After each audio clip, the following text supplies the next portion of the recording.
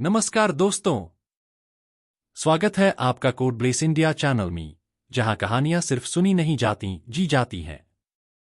यहां हम लाते हैं असली जिंदगी से जुड़ी प्रेरणादायक कहानियां, कभी एक पेपर बेचने वाले राष्ट्रपति की, तो कभी जमीन से उठे चांद तक पहुंचे इंसान की। हर वीडियो आपको कुछ न कुछ सोचने पर मजबूर करेगा, कभी सपनों को पाने की ताकत देगा, तो कभी हार मानने से रोकेगा। अगर आप भी उन लोगों में हैं जो सपने देखते हैं और उन्हें सच करने का जज्बा रखते हैं, तो यह चैनल सिर्फ आपके लिए है। तो चलिए जुड़ते हैं एक ऐसी यात्रा में जहां हर कहानी आपको खुद से मिलवाएगी। सब्सक्राइब कीजिए और बनिए प्रेरणा की इस दुनिया का हिस्सा, क्योंकि कहानी वही जो दिल को छू जाए और जिंदगी बदल दे। अगर आप सूरज की तरह चमकना चाहते हैं, तो पहले सूरज की तरह जलना सीखिए। ये शब्द हैं भारत के missile man doctor APJ Abdul Kalam के। लेकिन क्या आप जानते हैं कि यह महान वैज्ञानिक और भारत का 11वां राष्ट्रपति बचपन में अखबार बेचा करता था? आइए जानते हैं उस लड़के की कहानी जिसने गरीबी से उठकर देश का सर्वोच्च पद हासिल किया। बचपन, गरीबी, संघर्ष और जिज्ञासा। 15 अक्टूबर 1931 को रामेश्वरम, तमिलनाडु के एक गरीब मुस्लिम परिवार में अबुल पकीर जैनुल आबदीन अब्दुल कलाम का जन्म हुआ। उनके पिता नाव चलाकर और तीर्थयात्रियों को फेरी करके घर चलाते थे। परिवार बड़ा था और हालात तंग। जब कलाम सिर्फ 8 साल के थे, तभी से उन्होंने अपने पिता का हाथ बंटाने के लिए सुबह 4 बजे उठकर अखबार बांटना शुरू कर दिया। वो स्कूल जाते समय पैरों में चप्पल तक नहीं पहनते थे, लेकिन उनके चेहरे पर कभी शिकन नहीं होती थी। उनका सपना बड़ा था, वो आसमान छूना चाहते थे। शिक्षा, भूख लगी, लेकिन किताबें जरूरी थीं। स्कूल में वो एक औसत छात्र थे, लेकिन उन्हें पढ़ाई से बेहद लगाव था। गणित और विज्ञान उनके पसंदीदा विषय थे। जब दूसरे बच्चे खेलते थे, वो पुराने स्पेयर पार्ट्स से खिलौने बनाते, तारों को जोड़ते, पंखे खोलते। उन्होंने B.Sc की डिग्री सेंट जोसेफ कॉलेज, त्रिची से ली और फिर आगे की पढ़ाई मद्रास इंस्टीट्यूट ऑफ टेक्नोलॉजी, मिट, से की। मिट में उनकी फीस भरने में भी परिवार को कर्ज लेना पड़ा। लेकिन कलाम ने अपने मेहनत और जुनून से सभी उम्मीदों को साकार कर दिखाया। वैज्ञानिक बनने का सफर, आसमान के सपने। पढ़ाई के बाद उन्होंने DRDO और फिर इसरो में काम शुरू किया।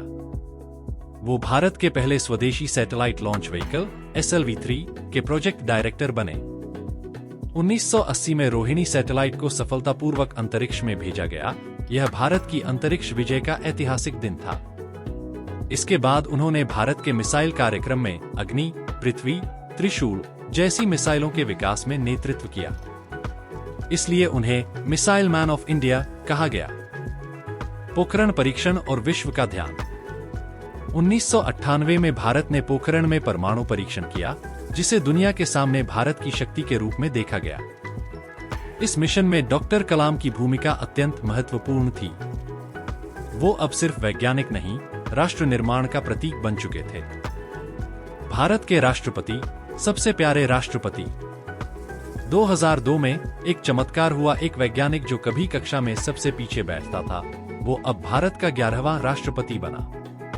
उन्होंने राष्ट्रपति भवन को बच्चों, युवाओं और छात्रों के लिए खोल दिया।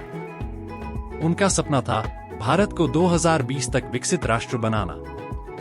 राष्ट्रपति रहते हुए भी वो स्कूल कॉलेज जाकर बच्चों से मिलते, उनसे प्रेरणादायक बातें करते। अंतिम दिन, आखिरी सांस तक देश के लिए। 27 जुलाई 2015 वो दिन जब डॉक्टर कलाम IIM शिलोंग में लेक्चर दे रहे थे। वो मंच पर ही गिर पड़े और वहीं उनकी मृत्यु हो गई। उनके आखिरी शब्द थे, funny guy, are you doing well?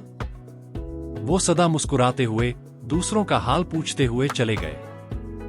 एक असली हीरो। डॉक्टर कलाम ने कभी शादी नहीं की, कोई संपत्ति नहीं बनाई। उनकी असली विरासत थी उनकी किताबें, उनके विचार और देश के लिए उनका समर्पण। Dream is not what you see in sleep, dream is something which doesn't let you sleep. आज भी हर बच्चा उनके नाम को प्रेरणा की तरह लेता है, क्योंकि वो साबित कर गए कि अगर इरादे मजबूत हों, तो अखबार बेचने वाला भी राष्ट्रपति बन सकता है। और यही है असली प्रेरणा। एक लड़का जो पेपर बेचता था, नंगे पैर स्कूल जाता था, रात को स्ट्रीट लाइट के नीचे पड़ता था और दिन में मिसाइल बनाता था। वो भारत का राष्ट्रपति बना। अगर आपको हमारी ये कहानी दिल से महसूस हुई हो तो एक लाइक जरूर करें और ऐसी ही कहानियों के लिए सब्सक्राइब करना ना भूलें। हर कहानी आपको जिंदगी का नया पहलू दिखाएगी और दिल को छू जाएगी। बेल आइकन दबाइए ताकि कोई भी कहानी आपसे छूट न जाए।